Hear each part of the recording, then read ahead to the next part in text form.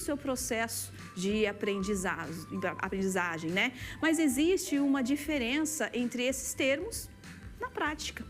E quando procurar o profissional, né? Quando você tem que saber como tratar o seu pequenininho. Por isso que nós vamos falar sobre isso com a nossa neuropsicopedagoga, a Maria Loli, e a psicopedagoga Gabriele, Franciele, né? Franciele Gobi. ETP, tá errado, hein, Kelly?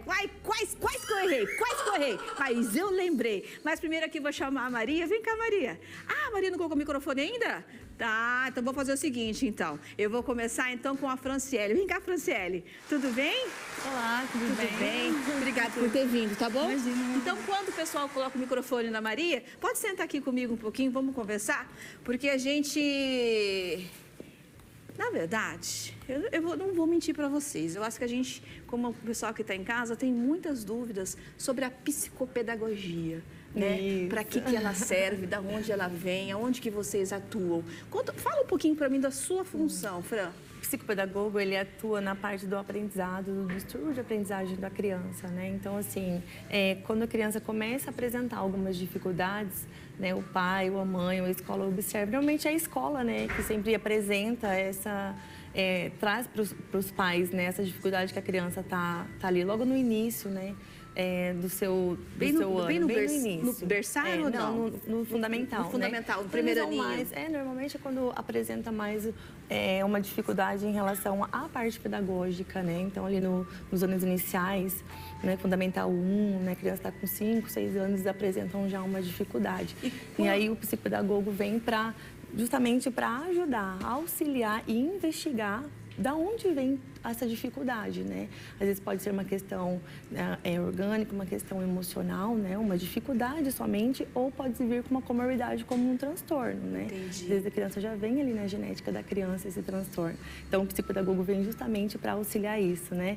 As crianças, os pais, e trabalhar de uma forma mais lúdica para com que isso venha ensinar eles como conduzir. Entendi. Né? E aprender. Agora, fala pra mim uma coisa, Fran. A Maria já tá microfonada? Vamos entrar? Então vem aqui. A Maria, gente, ela é neuropsicopedagoga. Tudo bem, Maria? Prazer por estar aqui. Eu vou sentar no meio de vocês duas. Vou fazer diferente. Claro. Vou fazer diferente hoje. Mudei tudo aqui, tá, produção? Pode ficar bravo comigo, mas eu mudei tudo aqui. Sabe por quê? Porque vai ser mais fácil para eu conversar com as duas. E aí, eu quero... A Fran já explicou pra gente a psicopedagogia. Sim. E aí vem a neuropsicopedagogia, Exatamente. né? Que é a sua profissão. Então explica pra mim o que é, né? Como que você atua? Eu também sou psicopedagoga, assim como a Fran. Conheço a Fran já há algum tempo. Olha, você conhecem! Que bacana! E assim, a neuropsicopedagogia, assim como a psicopedagogia, nós também trabalhamos com dificuldades de aprendizagem. No entanto, nós focamos mais no desenvolvimento cognitivo, ou seja, nós observamos melhor o desenvolvimento do sistema nervoso, do cérebro dessa criança. Então, questões como atenção, concentração, a psicomotricidade, que é como a criança se mexe, como ela se comporta no ambiente em que ela vive. Então, é isso que a neuropsicopedagogia trabalha. Então, questões emocionais, como a Fran falou, que na neuropsicopedagogia nós chamamos de funções conativas, olha só, tem até outro nome. Tem outro nome? Tem outro nome. E as funções cognitivas, incluindo, então, a atenção, né? Todas essas funções. E a neuropsicopedagogia, ela é um pouquinho diferente porque já começa a atender as crianças lá na fase da pré-escola. Então, as dificuldades a gente já começa a observar por volta dos 3 anos, 4 anos. Tem criança que chega pra gente com 2 anos e meio, com dificuldades na linguagem. E a dificuldade na linguagem atrapalha toda essa questão da cognição. Por quê? Se a gente pensa como a gente fala, não é? Se é por meio da linguagem que a gente expressa o que nós estamos sentindo, o que nós estamos falando, as crianças que não são estimuladas desde muito cedo, elas têm esses entraves. Então, elas não conseguem se comunicar, por exemplo, com começo, meio e fim. E essas crianças, elas demoram muito mais no processo da alfabetização, por exemplo. Nossa, é verdade, né? Sim. E aí eu vou perguntar para vocês uma coisa. No seu caso, da neuro, então é a linguagem onde você observa mais esse distúrbio ou não? Não só isso. A gente chama, Kelly, de pré-requisitos para a aprendizagem, todas essas habilidades cognitivas. Então, a gente faz testes de atenção para ver o que é normal. Na verdade, a gente nem fala mais em normal ou anormal, a gente fala sobre o que é esperado. Porque é muito comum a gente falar assim, que a criança ela vai se desenvolver ótimo, todas as crianças se desenvolvem. Só que existem marcos do desenvolvimento que precisam ser respeitados, que precisam ser observados. Que são as fases. As fases. Por exemplo, uma criança ela deve falar por volta de 1 ano e pouco. Só que se essa criança que tem 2 anos não aprendeu a falar, será que realmente ela tem algum problema sério que está fazendo com que essa fala não aconteça de fato?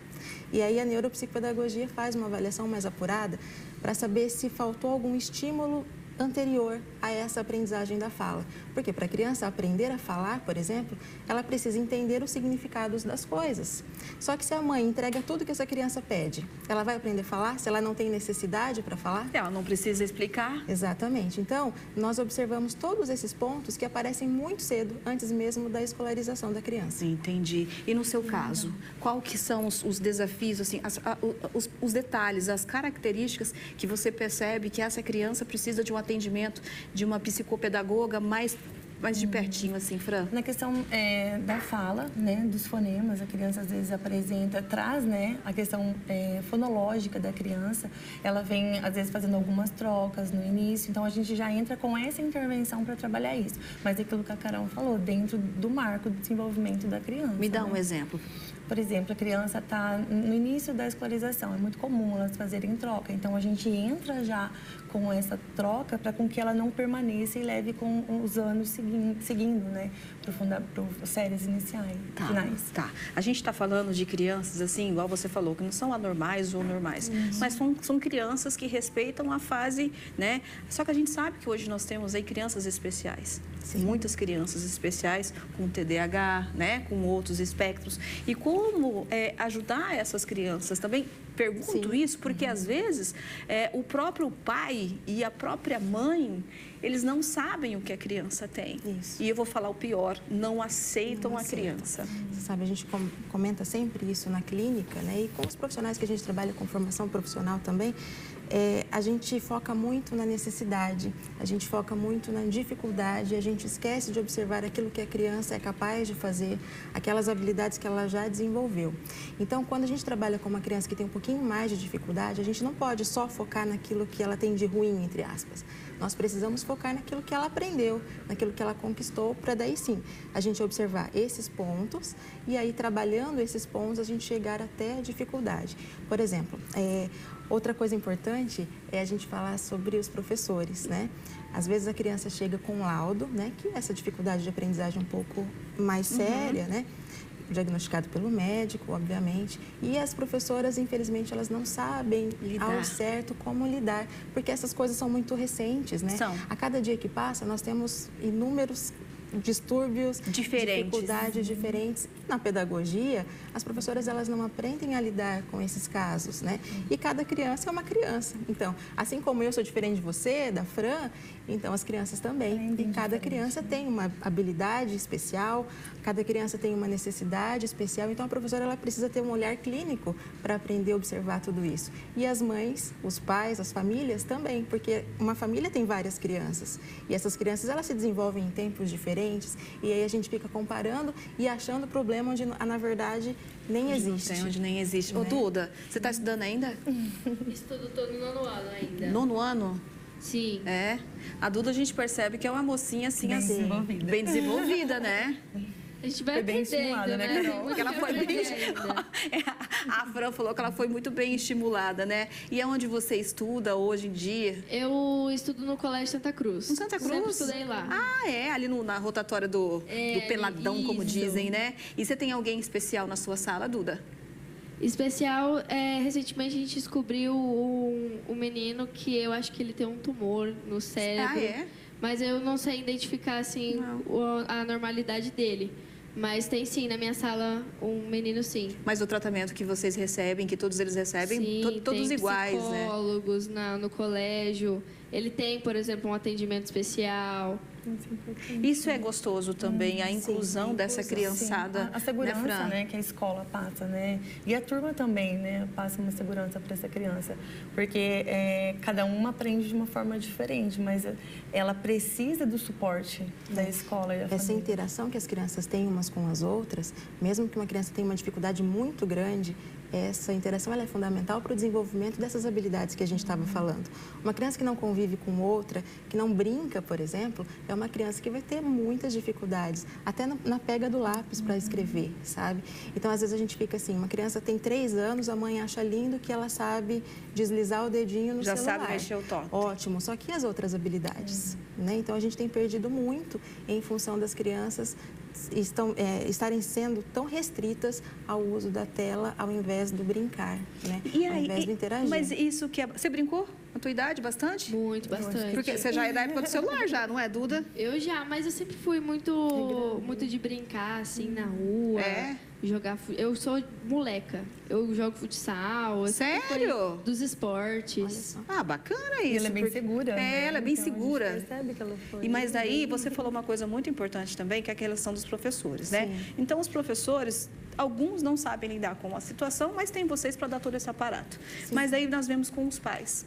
Os pais que não sabem lidar, os pais que não aceitam, os pais que não têm tempo, os pais que preferem, então, igual você falou, deixar a criança correr o dedinho com a babá. A babá eletrônica. A babá eletrônica correndo o dedinho, às vezes de mostrar para ele algo lúdico que ele poderia estar fazendo. Sim. Mas como mostrar isso para os pais? Como fazer esses pais, hoje em dia, voltar um pouquinho? Aí que é o complicado. Porque é difícil. Né? Essa conscientização. Na clínica, quando a gente vai conversar com as famílias sobre uma dificuldade de aprendizagem, às vezes a gente recebe uma criança com transtorno do espectro autista, laudada. Mas se você for fazer uma avaliação, você vê que não é aquilo, que o laudo ele está discrepante com a realidade da criança.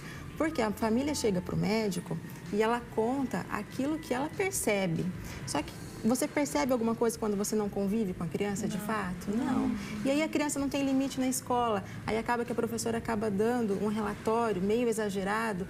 E a gente sabe como são as consultas, né? Então, a gente tem muitos laudos que não correspondem ao que, de fato, a criança tem. Então, essa questão de estimular a criança, de conversar com a criança, de ter um momento, sabe, de você conversar com o seu filho, de ter um momento de você brincar junto, de você olhar o caderno do seu filho, porque até isso a gente vê. A gente percebe que tem muitas famílias que não sabem o que está acontecendo na escola. Não tem um vínculo, né, com a escola, né? Então, é tão triste isso, né? Para as crianças. E muitas vezes a criança ainda apresenta uma dificuldade por questão emocional, né, Carol? Isso. Vem com isso. Às vezes, para mim, já chegou muitos pacientes que chegaram lá, crianças, que a gente começa a investigação, começa a avaliação e a gente só vê questões emocionais.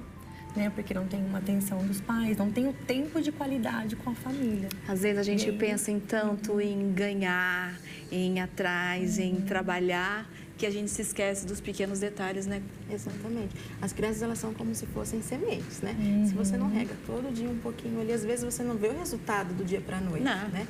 Mas você precisa regar todos os dias para que esse resultado aconteça. É isso que a gente acaba falando com os professores, porque eles encontram tanta dificuldade, eles falam assim: ah, mas a gente faz, a gente não vê o avanço, a gente não vê o desenvolvimento porque a gente trabalha sozinho na maior parte do tempo.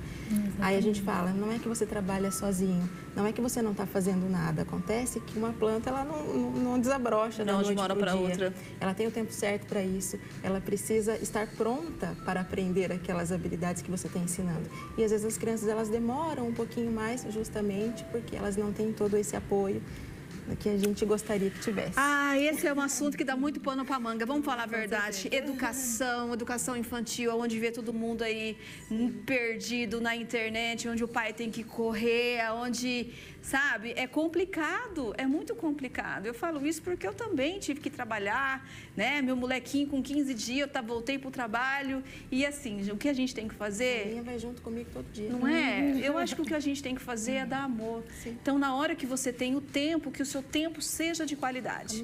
É isso que a gente tem que ver, né? Ô, Zaninelli, como que tá o nosso tempo com as meninas? Ah, tá estourado o nosso tempo. Você quer falar algum recadinho antes da gente terminar? Mandar um abraço para alguém que tá assistindo? Para os meus pacientes, que eu amo muito, né? Todo o apoio que eles sempre me dão para eu estar vindo aqui. Eles falam, que legal. Vai. Viu? Deu certo. Deu certo. Um prazer. Não, ainda mais com a Carol, né? Foi a professora. Deu certo. A gente não sabia, sabe? A gente não sabia, não. E detalhe, a gente tem o mesmo sobrenome e não somos parentes.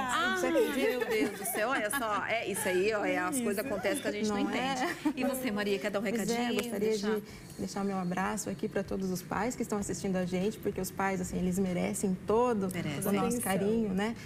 Todos os alunos, todos os professores que trabalham com essas crianças aí todos os dias. Guerreiros, hein? Não é? É guerreiros. E para todo mundo lá da Foca Ensina. Ó, a Zaninelli, minha produtora, tá falando que o pessoal já tá pedindo para vocês voltarem a falar sobre férias. Pois é. Férias escolares, porque tem mãe que fica perdida. Porque elas não entram em férias, né? Elas não entram. Elas começam a trabalhar mais. Elas ficam loucas,